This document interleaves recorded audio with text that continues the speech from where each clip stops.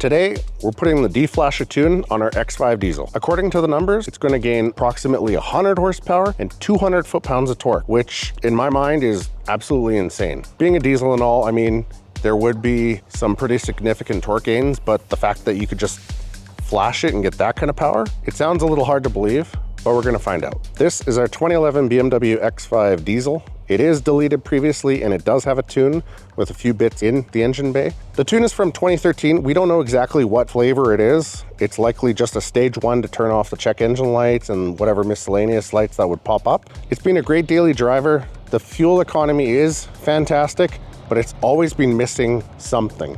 Now, whether it's from the old tune that's 10 plus years old, but we're gonna see what kind of a change it's gonna have today. The tune should be pretty easy to install. All you need is their DFlasher dongle and a smartphone. I've never installed one of these on a diesel, but if it's anything like an MHD or an MG or something like that, it should be pretty straightforward and simple enough to figure out. After downloading the DFlasher app, I plugged in the dongle and we're ready to connect. So we're gonna click connect to adapter. Well, that was actually pretty quick. It's already off to the races.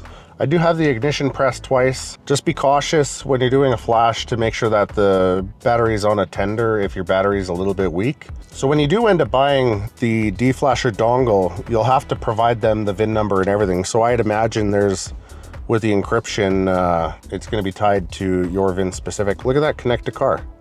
Okay, so let's click connect to car. Wake lock acquired. I don't know what that is, but that sounds funky. Couldn't acquire VIN with normal PID. Enter VIN manually. All right, let's redo it. Oh, actually, it worked that time. So the first time it didn't get the VIN, but the second time it did. So M57 standard, redeemed successfully, connected, continue. This is pretty simple.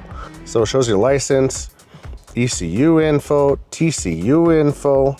So for TCU, we do have XHP flashed on this one. All right, where can we go to flash? What does this do? Okay, so those are the flashes. Okay, so you can read your error codes. So because this is deleted, it has a more free-flowing exhaust. What we're gonna do is stage 2. So stage 2, select. When you're running the stage 2, it shows DPF optimization, swirl flap optimization, SCR, EGR. So for the sake of it, let's check stage 1. Yeah, so you can see stage 1, it's for a pretty basic delete, and stage 2 takes it up a notch. So we'll go flash. Always read your terms of use agreement disclaimer. I agree to this. Okay, so turn ignition on, buckle driver's seat. Don't tempt me with a good time. Connect to battery charger, make sure this device is well charged, flash. You know, this is pretty neat because with a lot of the other ones, you'll have to either download the map and then connect to the dongle, disconnect, update, flat. Anyways, so far this is pretty simple. For those of you that may not have a fully deleted diesel and you're just wanting to get that extra bump in power, it does have the stage 0 and stage 1. So your vehicle doesn't have to be deleted to utilize this. You can use this on a completely stock vehicle as well. The nice thing is you do have that room for upgrade, hypothetically. If you do the stage 0, stage 1, and then wanted to do a stage 2 after you removed some emissions, it's easy enough. I don't know why I'm so bloody nervous flashing something that's not an MHD. But this is so much more techy because it shows you everything that it's doing. It's not just a matter of 3 minutes remaining. Long right, 15 minutes. No, this is neat. Erase routine success. Well, if that failed, I think I'd have a problem. While it's progressing, the vehicle currently is definitely missing something. You can definitely hear, like, even with the injectors, it kind of has like an injector rattle as it starts to roll into power. It doesn't happen at full throttle. It's just as it rolls in, similar to how stock ones do. And for those of you that have the engine cover, you might not have heard it, but yeah, we end up hearing it. And a lot of the aftermarket tunes that I've driven or experienced don't have that. And The throttle is a little anemic. The power is a little anemic. Like, it's probably good for 90% of the people out there that aren't chasing the power figure, but yeah, it just wasn't good. And I'm sure this has been far further optimized than, again, whatever tune that we ended up having on this thing prior. While we're sitting here at 83% and I'm watching people roll through a stop sign, our last video is actually doing surprisingly well. 40,000 views within a week, which I'm sure some get that in minutes. But while we're waiting, I wanted to say a huge thank you to everyone that likes, subscribes, comments, except for this bug. Get out of here. Yeah, a huge thank you to everyone that supports the channel. It really means a lot and we really do appreciate it. ECU reset success. Flash complete. Please turn ignition off if not already off and wait 30 seconds before starting the engine. All right, now that the flash is done, which was very simple, time to fire it up. I mean, that's good. It fires.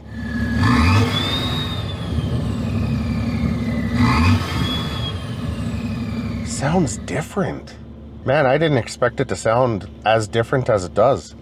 Ooh, okay, I'm excited. All right, time to go for a drive. Some of you don't like my aftermarket dash. It is what it is. I don't hate it. So bear with it. You'll have to stare at it for a while and see when it jumps to sport mode. So with every tune, you don't just jump in and bag on it right away. We're gonna let it adapt if it adapts. I don't know if diesels adapt. So we'll start with the drive mode and move on to sport, manual, maybe get some drive-bys, load it up. Still can't get over how it sounds so different. It's so much more smooth and more responsive. That is wicked. Yeah, you guys can't hear the intakes, but they sound completely different. And it's way, way more responsive. Before, you would have to put your foot down at least 50% for it to start to kind of move. Like it was maybe not even linear, just really sluggish. But this so far is a lot better. And again, this is in drive, so it's not anything super crazy with the AC on. The first thing that I do notice is that injector rattle I was telling you about. It's so minimal, and it might only be because I don't have the engine cover on right now. It's not bad. With the tune, like most other tunes, I mean, diesels are a little bit different. Typically, when you have a turbo, it increases the boost. On a gasoline vehicle, it will play with the timing, the Vanos, Valvetronic if you have it, and so forth. But on diesels, it's a little more simple and a little archaic.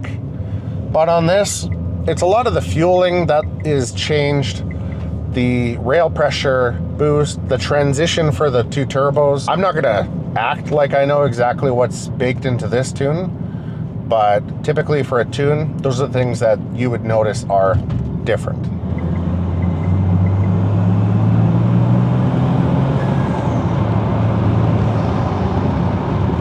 I'm genuinely curious to find out what has changed in the boost mapping or the turbo mapping, whether it's how it comes on, the boost pressure, or the transition between the two, because it sounds totally different. That's enough of drive mode. Let's hit sport mode, dash change, boom. And in this mode, you can see on the right in the middle of the tach, it'll actually show you power and Newton meters. So let's give it a half throttle.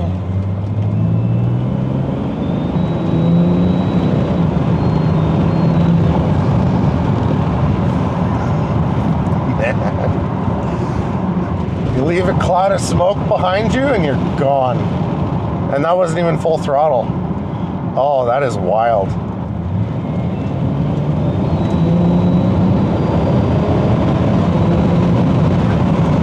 Now, take them with a grain of salt. They're kind of like a calculated based on map load and so forth, but the butt dyno, it's actually noticeable, the difference. We're gonna go to manual. I'm not gonna put in first gear, no point. It'd probably spin, but I just wanna see how it reacts with varying throttle without worrying that it's gonna downshift.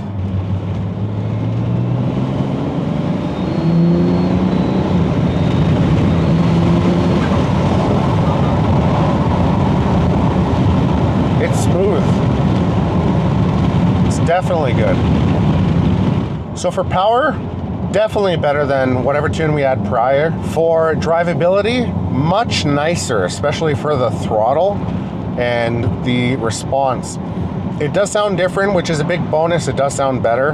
That's kind of a placebo, I guess. And what a lot of you, including myself, are going to be curious about is the fuel mileage. Now, obviously, we're bagging on it a bit right now, so we're not going to have a good idea as to what the mileage is. So we're going to drive it a bit, and we're going to let you know how it compares to the previous tune.